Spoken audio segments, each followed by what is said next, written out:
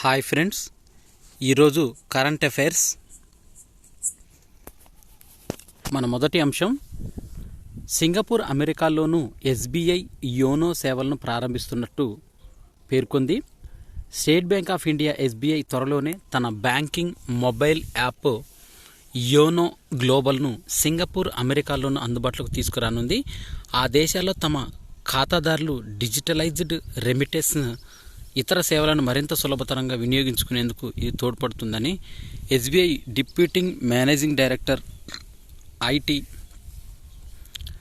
విద్యాకృష్ణన్ తెలిపారు. ఇందుకోసం సింగపూర్ కేంద్రంగా పనిచేస్తున్న డిజిటల్ ప్లాట్ఫామ్ సంస్థలు, స్థానిక నియంత్రణ సంస్థలు, Central Bank Monetary Authority of సింగపూర్తో చర్చలు నిర్వహించినట్లు తెలిపారు. సింగపూర్లో అధిక సంఖ్యలో ప్రవాస భారతీయులు ఉన్నారని, రెండు దేశాల మధ్య రెమిటెన్స్ సేవలను మరింత బలోపేతం చేసేందుకు తాము కృషి చేస్తున్నట్లు పేర్కొన్నారు. ప్రస్తుతం ఎస్బీఐ 9 దేశాల్లో యోనో గ్లోబల్ అందిస్తున్నది. దాదాపు $7,800 కోట్లు విదేశీ లావాదేవీలు దీని ద్వారా జరుగుతున్నాయంటూ సింగపూర్లో పే నౌతో కలిసి ఎస్బీఐ యోనో గ్లోబల్ సేవలను అందించనుంది. Patanjali organic research institute Haridwar వారు నిర్వహించిన ఆన్లైన్ వాలంటరీ ప్రోగ్రాం పేరు యోగాహార్ 928వ రోజును పూర్తి చేసుకుంది. ఇందులో దేశంలోని వివిధ రాష్ట్రాల్లో రైతులు పాల్గొన్నారు. నేల ఆరోగ్యం పైన ఒక పరిపూర్ణ విధానాన్ని తీసుకొచ్చి ఇందులో నేలలో సరిపడా సేంద్రియ పదార్థాలు, పోషకాలు ఉంటేనే పంట కాలం 10 కాలాలుగా పచ్చగా ఉంటుందని తెలిపారు. నేలలో తేమ, వానపాముల సంఖ్య, సాయిల్ హెల్త్ కార్డు, ధర్తీకా doctor, soil health ladder chart తదితర అంశాలు పతంజలి ఆర్గానిక్ రీసెర్చ్ ఇన్స్టిట్యూట్ నుంచి పవన్ కుమార్తో పాటు డాక్టర్ మనోహరి, తరుణ్ శర్మ తదితరులు సమాచారాన్ని అందించారు. మధ్యప్రదేశ్, మహారాష్ట్ర, పశ్చిమ ఉత్తరప్రదేశ్, ఉత్తరాఖండ్ రాష్ట్రాల రైతులతో ఈ సాయిల్ హెల్త్ ల్యాడర్ ధర్తీకా డాక్టర్లను పరీక్షిస్తున్నారు. తద్వారా వారిలో నేల సారంపైన అవగాహన పెంచుతున్నారు. పంటల సంరక్షణ ఉత్పత్తులను అందించేందుకు కోరమండల్ ఇంటర్నేషనల్ తమిళనాడు కోయంబత్తూర్లోని నానో టెక్నాలజీ అనే ఒక కేంద్రాన్ని ఏర్పాటు చేశారు. వ్యవసాయంలో వినియోగించే నానో పంట పోషకాలు, పంట సంరక్షణ ఉత్పత్తులపైన పరిశోధన, అభివృద్ధి కోసం దీన్ని ప్రారంభించినట్టు ఈ సంస్థ వెల్లడించింది. ఇప్పటికే ఐఐటి బొంబాయిలో ఒక నానో టెక్నాలజీ కేంద్రాన్ని నిర్వహిస్తుండగా ఇది 2వ పరిశోధన కేంద్రం. మొత్తంగా సంస్థకు ఇది 6వ కేంద్రం. ఈ కేంద్రంలో ఏమేమి చేస్తారంటే అధునాతన సాంకేతికతతో పరిశోధన, అభివృద్ధి పనులు నిర్వహిస్తున్నట్లు కోరమండల్ తెలిపింది. నానో టెక్నాలజీ వినియోగాన్ని ప్రోత్సహించేందుకు, అత్యంత నాణ్యమైన పరిశోధనలను నిర్వహించేందుకు ఈ కేంద్రం తోడ్పడుతుందని సంస్థ వైస్ చైర్మన్ అరుణ్ అలగప్పన్ తెలిపారు. దేశీయంగా పంట పోషకాలను అభివృద్ధి చేసేందుకు ఇదొక ముందడుగంటూ పేర్కొన్నారు. ఎగుమతి లావాదేవీల అవసరాల కోసం ప్రత్యేక రూపాయి వృస్తో ఖాతాకు అదనంగా ప్రత్యేక కరెంటు ఖాతాను ప్రారంభించేందుకు బ్యాంకులకు Reserve Bank of India RBI అనుమతిచ్చింది. ఇందువల్ల ఎగుమతిదారులకు మరింత సౌలభ్యం కలుగుతుందని పేర్కొంది. దేశీయ కరెన్సీ రూపాయిపైన వివిధ దేశాలకు ఆసక్తి పెరుగుతున్నందున రూపాయి వస్త్రో ఖాతాలను ఎగుమతి దిగుమతులకు లావాదేవీల కోసం ప్రారంభించాలని 2022 జూలైలో బ్యాంకులను ఆర్బీఐ ఆదేశించింది. రష్యా, ఉక్రెయిన్ల మధ్య యుద్ధం వల్ల ఏర్పడిన పరిస్థితుల నేపథ్యంలో ఎగుమతి దిగుమతి లావాదేవీలను రూపాయల్లో నిర్వహించడాన్ని మన దేశం కూడా ప్రోత్సహిస్తుంది.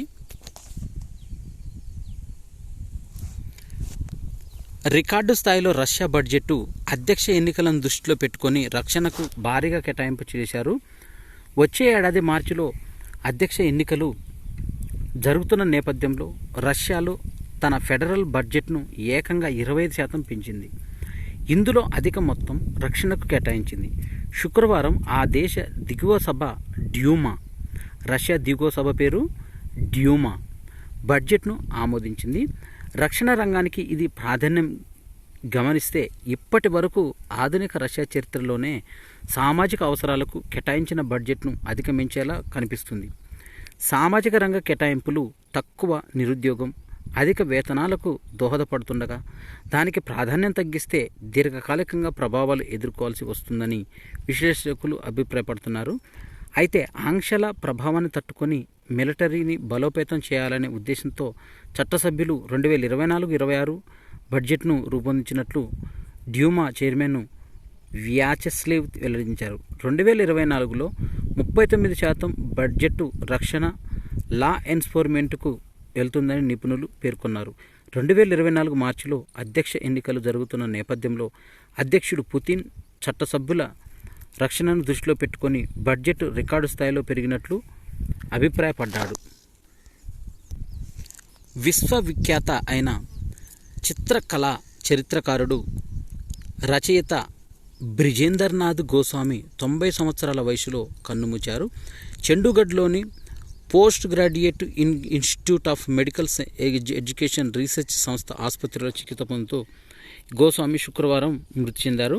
నెల రోజులుగా ఆయన శ్వాసకోశ సమస్యతో ఇబ్బందులు పడుతున్నారు.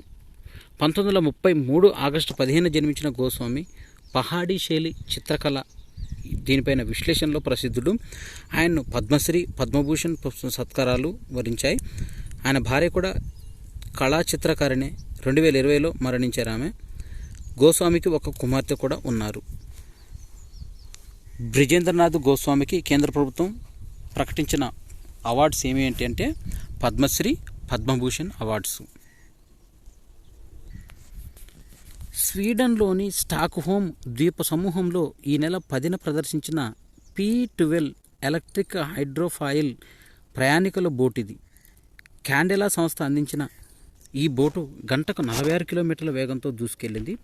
కర్బన ఉద్గారాలను తగ్గించడానికి ప్రస్తుతం ప్రపంచవ్యాప్తంగా చాలా దేశాలు శుద్ధ ఇంధనం దిశగా ఆలోచిస్తున్నాయి. ఈ నేపథ్యంలో నీటి అడుగున చదునైన లేదా వంగిన ఉపరితలంలో కూడిన రెక్కలతో నిర్మించిన హైడ్రోఫాయిల్స్ ఇది చూడటానికి అందరినీ ఆకట్టుకుంటుంది. అమెరికా, చైనా ఇద్దరి మధ్య సుస్థిర సంబంధాలను బలోపేతం చేసుకుంటుంది. అపెక్ CEO సదస్సులో బైడెన్ పాల్గొన్నారు. పారదర్శకమైన ఆర్థిక సంబంధాల విషయంలో బీజింగ్ అండ్ వాషింగ్టన్ల మధ్య విభేదాలున్నాయని అమెరికా అధ్యక్షుడు జో బైడెన్ వెల్లడించారు. అయితే ఇక్కడ ప్రమాదరహితమైన బహుముఖమైన ఆర్థిక సంబంధాలను చైనాతో కొనసాగిస్తామని తెలిపారు. అతిపెద్ద ఆర్థిక వ్యవస్థలైన రెండు దేశాల మధ్య కొనసాగే సుస్థిర సంబంధాలు ప్రపంచానికి మేలు చేస్తాయని తెలిపారు. చైనా అధ్యక్షుడు షీ జిన్పింగ్తో భేటీ అయిన 24 గంటల తర్వాత శుక్రవారం ఆసియా పసిఫిక్ సహకార అపెక్ CEO సదస్సులో మాట్లాడారు. దీంట్లో ప్రపంచం మా నుంచి అందజేస్తున్నదే నేను చేస్తున్నానని హామీ చేశాడు. అయితే ఇక్కడ జిన్పింగ్తో భేటీలు నిర్వహించడంతో సంక్షోభం కోరుకోవడం లేదని మరోసారి ఆయన వెల్లడించారు. చైనా అధినేత జిన్పింగ్, అమెరికా అధ్యక్షుడు బైడెన్ గురువారం శాన్ ఫ్రాన్సిస్కోలో సమావేశమైన ఆసక్తికర సంభాషణలు చోటు చేసుకున్నాయి. సమావేశం అనంతరం జిన్పింగ్కు వీడ్కోలు పలికేందుకు బైడెన్ ఆయన కారు వద్ద వెళ్ళాడు. జిన్పింగ్ చాలా అందంగా ఉంది అని చెప్పారు. ది బీస్ట్ అంటారని చెప్పారు ఈ కారు పేరు. భారత్తో సహా 7 దేశాలలో ఏటా ధూమపానం వల్ల 13 లక్షల క్యాన్సర్ మరణాలు అనేవి సంభవిస్తున్నాయి. ధూమపానం కారణంగా క్యాన్సర్ బారిన పడుతూ భారత్తో సహా ఏటా 13 లక్షల మంది ప్రాణాలు కోల్పోతున్నట్టు తాజా అధ్యయనంలో వెల్లడించింది. ప్రముఖ వైద్య పత్రిక ద లాన్సెట్, ఈ క్లినికల్ మెడిసిన్ జర్నల్లో ప్రచురితమయ్యాయి. International Agency for Research on Cancer, Queens Mary University of London, Kings College శాస్త్రవేత్తలు ఈ పరిశోధనలో పాల్పంచుకున్నారు. ప్రపంచవ్యాప్తంగా ఏటా సంభవిస్తున్న క్యాన్సర్ మరణాల్లో సగానికి పైగా Bharat, China, Russia, America, Britain, Brazil, దక్షిణాఫ్రికా దేశాలలో సంభవిస్తున్నాయి ఈ కథనం తెలిపింది. ఇక్కడ చూసినట్టయితే హ్యూమన్ ప్యాపిలోమా వైరస్, HPV ఇన్ఫెక్షన్లు వంటివి 30 అంశాల వల్ల ఏటా 20 లక్షల మందికి పైగా బలవుతున్నట్లు తెలిపింది. ఏటా 3 కోట్ల ఏళ్ల జీవన కాలానికి గండిపడుతున్నట్లు శాస్త్రవేత్తలు తెలిపారు. కేవలం ధూమపానం వల్లే 2.08 కోట్ల సంవత్సరాల జీవన కాలాన్ని ప్రజలు కోల్పోతున్నారంటూ పేర్కొన్నారు.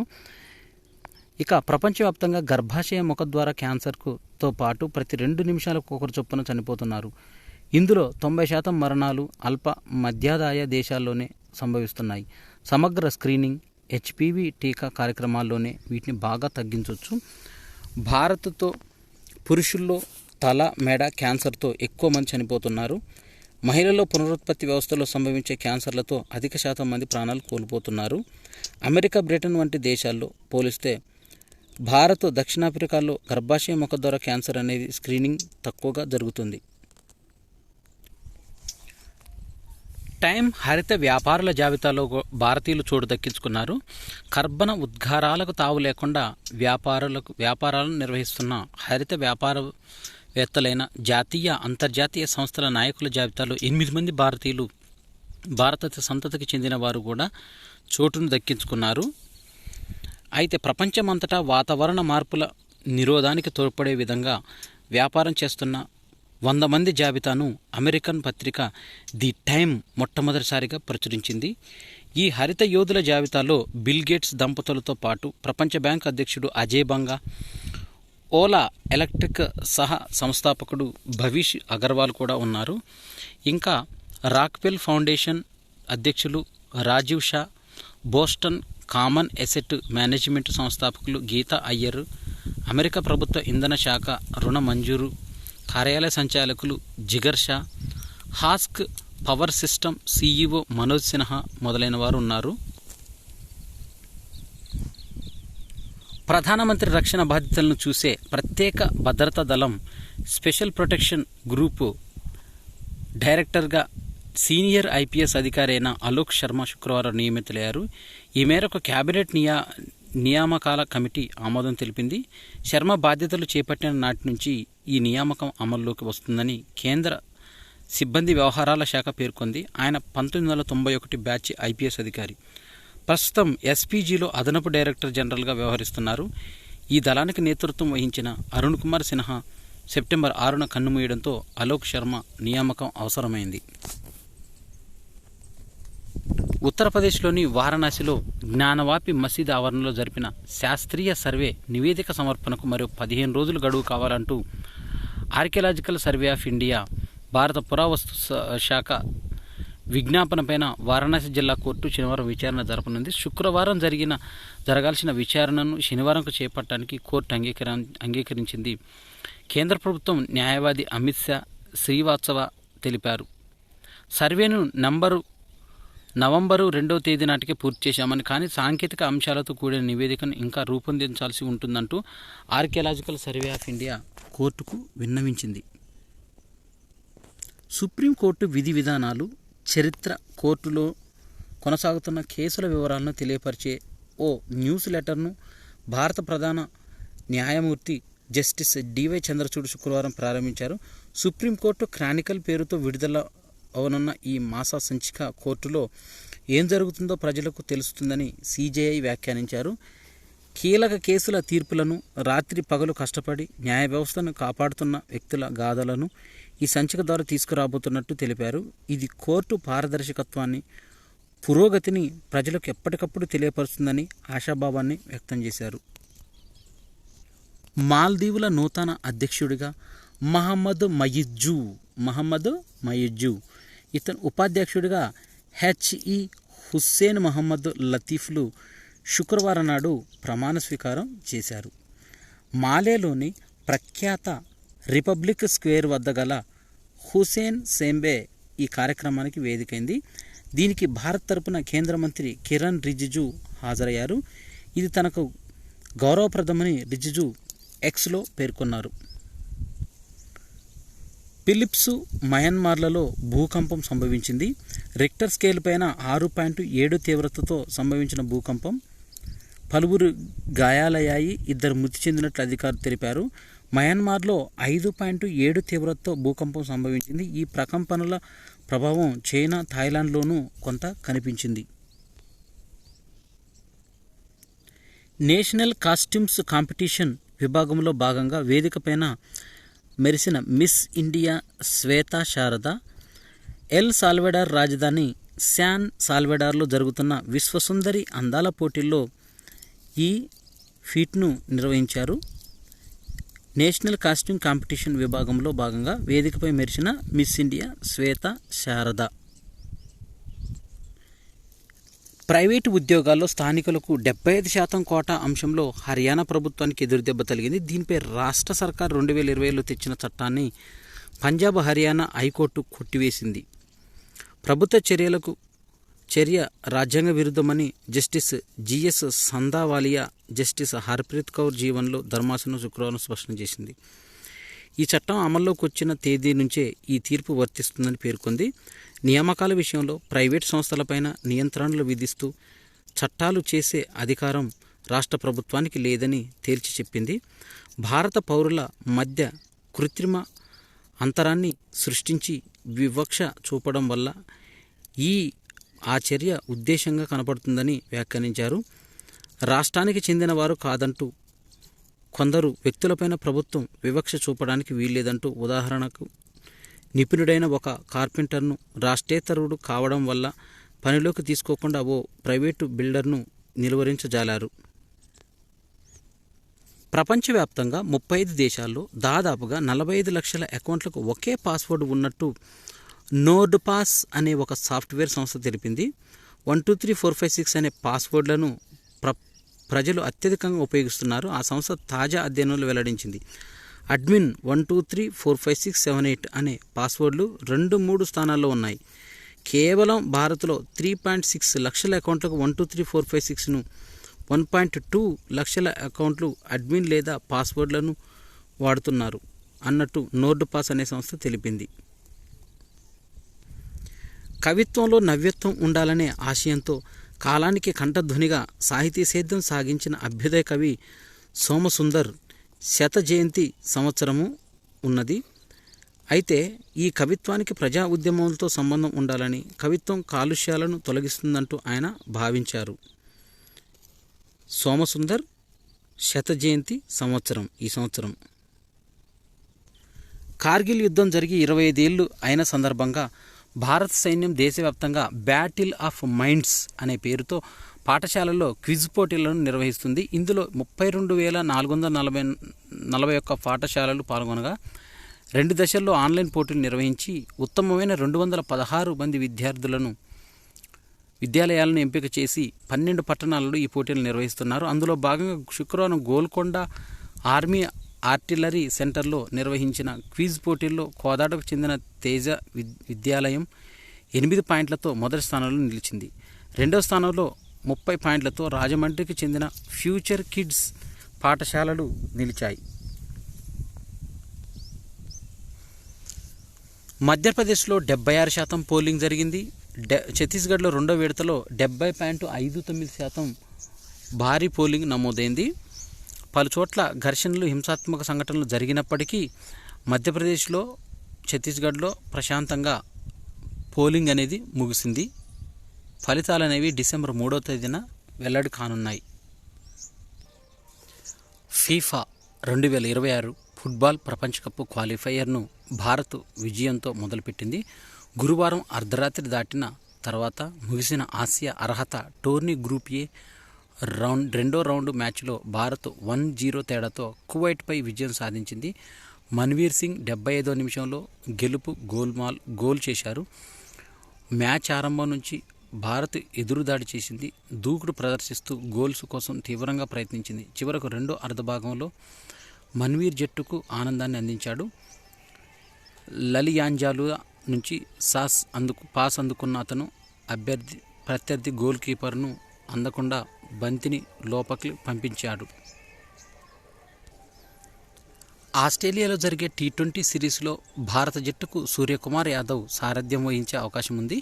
ప్రపంచ కప్లో గాయపడిన హార్దిక్ పాండ్యా కోలుకోవడంతో సూర్యకు పగ్గాలు అప్పగించాలని సెలెక్టర్లు భావిస్తున్నారు. కొన్ని నెలల కిందట వెస్టిండీస్లో జరిగిన T20 సిరీస్లో భారత జట్టుకు సూర్య వైస్ కెప్టెన్గా వ్యవహరించారు.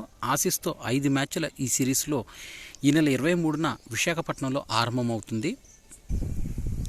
భారత్ ఆస్ట్రేలియా మధ్య ప్రపంచ కప్ ఫైనల్ మ్యాచ్ అధికారుల్ని ఐసీసీ ప్రకటించింది. ఇంగ్లాండ్కు చెందిన Richard Illingworth Richard Kettleborough field అంపైర్లుగా బాధ్యతలు నిర్వహిస్తారు. ఆండీ ఫైక్రాఫ్ట్ జింబాబ్వే మ్యాచ్ రెఫరీగా వ్యవహరిస్తారు. Joel Wilson Trinidad and Tobago third, Chris Gaffaney న్యూజిలాండ్ ఫోర్త్ అంపైర్లుగా విధులు నిర్వర్తిస్తారు. కెటిల్బరుకు ఇది 2 ప్రపంచ కప్ ఫైనల్. 2015 ఫైనల్లోనూ అతడు అంపైర్గా వ్యవహరించారు. ప్రపంచ కప్ ఫైనల్లో భాగమవటం ఇల్లింగ్ వర్త్కు ఇది 2వసారి. 1992 మెగా టోర్నీ ఫైనల్లో ఆడిన ఇంగ్లాండ్ జట్టులో అతడు సభ్యుడు కావటం విశేషం.